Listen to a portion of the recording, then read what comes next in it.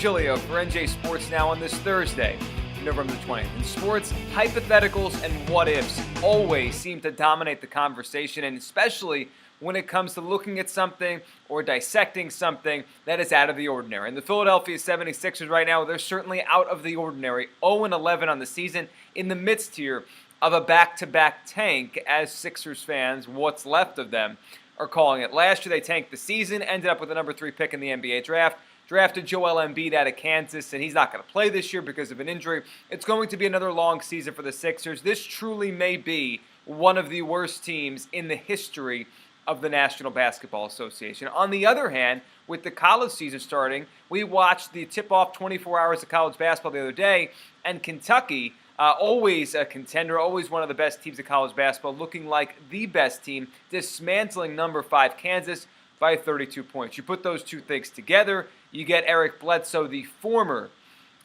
Kentucky Wildcat, on Sirius NBA Radio, and he was asked a question by the host: how would Kentucky, looking like the best team in college basketball by a mile, fare in a 5-game series against the Sixers? And Bledsoe, in his response, said Kentucky would win, definitely, and maybe the Sixers would get one game. And this started a whole firestorm of, could the Sixers even beat a great college basketball team, and could Kentucky really take down an NBA team? And I understand we're dealing with extremes because this is a very, very bad NBA team, and that Kentucky team has the potential to be a great college basketball team. But let's focus on reality here. No NBA team would lose in a 5-game series to a college team. One game, maybe it would be close. Maybe Kentucky would have a chance. We're talking about a series here. We're talking about Kentucky.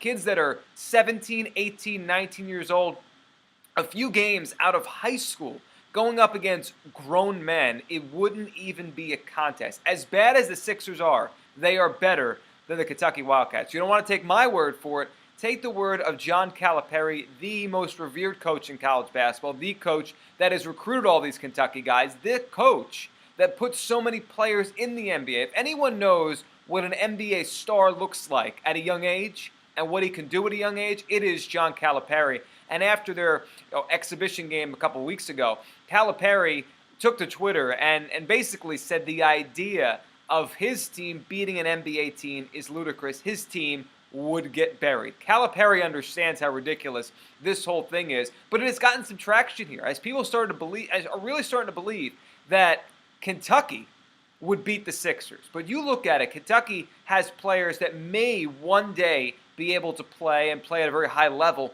in the NBA, but it takes time. Last year, Michael Carter-Williams, Rookie of the Year. Nerlens Noel, the former Kentucky Wildcat, now playing in his first season as a Sixer after sitting out all of last season with an injury, is developing. He looks nothing like he did when he was at Kentucky. He's had a year off. He's trying to get his body in shape. He's trying to get his strength up to playing against other grown men. Kentucky doesn't have grown men. They have boys trying to become professional athletes here. The idea of Kentucky beating the Sixers gets more ludicrous as the more you think about it. Really, the other day, Kentucky, we all watched them against Kansas. Most people didn't watch them against Buffalo the game before the tip-off marathon. They were down 5 at the half to Buffalo. Buffalo, of course, who hasn't put a player in the NBA since 1979. Buffalo, which won't put a player in the NBA for probably another 30 years. They were down by 5 at the half to Buffalo. So if you want to say Kentucky has this many All-Americans and the Sixers have this many undrafted players, if the 76ers played Buffalo tomorrow, I guarantee you they wouldn't be down 5 at the half. It's fun fodder. It's fun to talk about, but the idea that Eric Bledsoe was asked, and he said that Kentucky would win in a 5-game series, the idea of the Sixers, an NBA team, even if you don't want to think they are, losing to the Kentucky Wildcats is ridiculous. I'm Joe Gilio for NJ Sports.